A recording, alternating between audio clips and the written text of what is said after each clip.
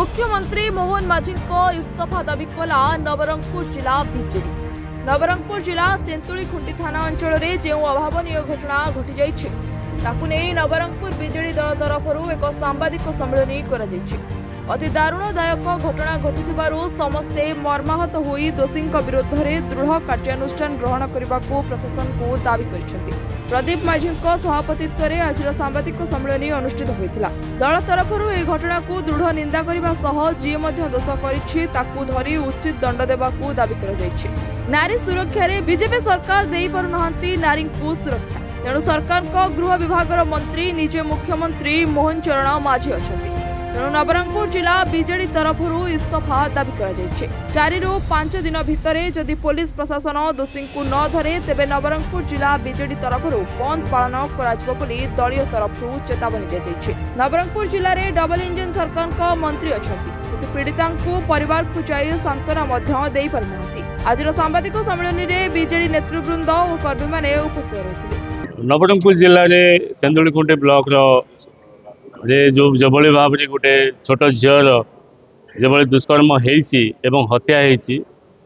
नवरंगपुर जिला विजु जनता दल निंदा करुच्ची। राज्य में डबल इंजिन सरकार एवं आदिवासी मुख्यमंत्री एवं नवरंगपुर जिलार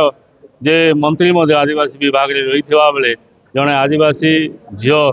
जबली भाव में हत्यार शिकार होची रेप्र शिकार होची से गोटे कठोर कठोर कार्यानुष्ठान ग्रहण करने दोषी को खूब शीघ्र धरने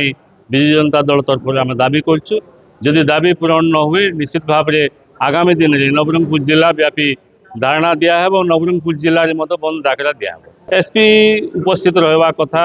एभली एक गुरुत्वपूर्ण घटना घटी सारा पर छुट्टी बातिल करके सी आसवा कथा जिलापाल से अंचल जावा कथा एवं ये जो रही माननीय मंत्री जिला रही से कथा जो पीड़ित परिवार को जेभली भाव में न्याय मिल पार से पदक्षेप नवा कथा।